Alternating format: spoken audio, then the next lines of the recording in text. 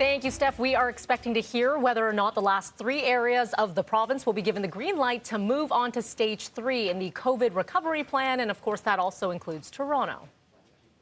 We're still keeping an eye on, always on Toronto, Peel, and especially Essex. And my heart breaks for those folks in Essex. Man, they're getting a tough time of it, but we're going to help them try to move into stage 3. The Premier not really dropping any hints yesterday when he stopped in Durham to announce a new long-term care facility. Ford avoided some questions on rolling some areas back to stage 2, where COVID cases have risen. Most of Ontario has been allowed to move into that stage 3, which would allow indoor restaurant service and most public spaces and buildings to reopen. Toronto recording just 6 new COVID cases yesterday. Peel had 7.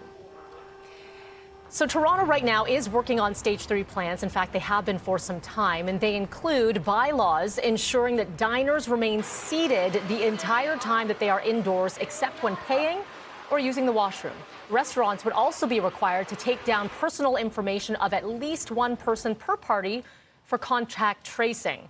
Other ideas being considered: face coverings or masks in common areas of condo and buildings and apartment buildings, as well as fines of up to $1,000 for people ignoring the social distancing rules at beaches, parks, and public spaces. A Toronto woman speaking out after a disturbing racist incident that happened over the weekend. Justine Abigail Yu. She was reading a book Saturday afternoon in the park at Hollywood Public School near Bayview and Shepherd. That's when a woman accused her of trespassing on private property and threatened to call the police before hurling anti-Asian remarks at her. Yu did not report it to police, but she has reached out to school boards to try to identify the woman who claimed to be a teacher. Now, coming up here at 6:30 on BT, we're going to be speaking with Dr. Barbara Perry. She's from the Ontario Tech University about a new program to combat online hate. We bring you now a disturbing story in North York, where a 2-year-old boy has died after falling from a balcony in the Jane and Finch area. We're confident that the child probably did fall from either a balcony or a window from this building, and we believe it is on the 14th floor, but we're still early in the investigation and we're still working to confirm which exact apartment this child fell from. A memorial has grown overnight to remember this young boy. This happened on Driftwood Avenue near Jane and Finch around 5:30 last night. He was found with serious injuries, rushed to hospital where he died. Police are still investigating how this tragedy happened.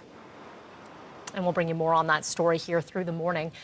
A 3rd suspect has been arrested in a shooting at a Scarborough park that happened 2 years ago, leaving 2 young sisters injured. Those sisters, just 5 and 9 at the time, were shot in the playground near McCowan and McNichol in June of 2018. Investigators estimate that there were about 11 children in the park at the time of the shooting, and they believe 7 shots were fired.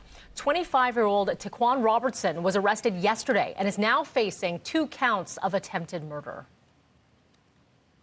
Prime Minister Trudeau is set to testify tomorrow over his government's failed contract with the We charity as the investigation gets more tense. And yesterday's grilling of We's co-founders turned ugly.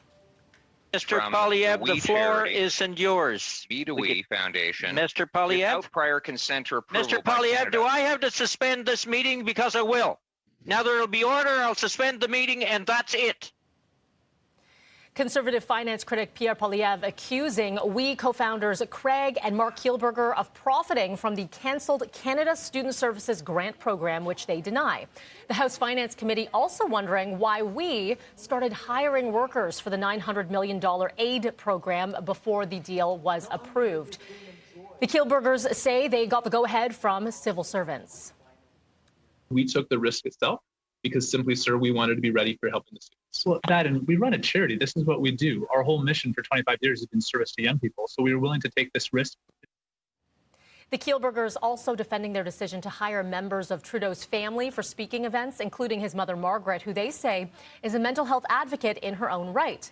Coming up at 7:30, I'm going to be speaking with a journalist who has been reporting on instances of abuse and bullying within We Charity since 2018 and testified last week.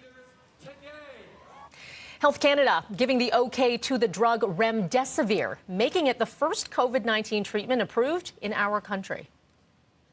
This is a step that's reasonable in the context of the drug having some effects in COVID-19 patients, and pretty aligned with other countries like the UK, Japan, who have also brought it to approval.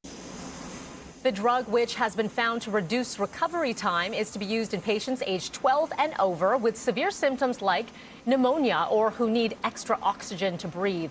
It's administered intravenously, so it's only used in closely monitored settings. The drug is made by Gilead Sciences Canada. Officials say supply right now is limited.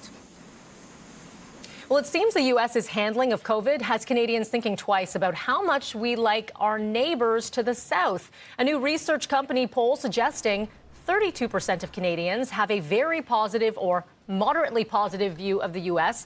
That's down a sharp 15 points from December. The survey also suggests nationwide, 62% of Canadians hold a negative opinion of the United States. 1,000 Canadians took part in this online survey and has a margin of error of plus or minus 3.1%, 19 times out of 20. Well, Facebook and Ontario University, they are teaming up for a new program that is aimed at combating online hate and extremism. So with that story, that's at 6:30. We're going to be talking to the director behind that project on why she chose the controversial social media site as a partner for that program. So much and more coming up here on BT, including what's up next in business. The negativity over the We Charity controversy has prompted some major sponsors to pull their support, or at least think about scaling it back. Mike Epple coming up next.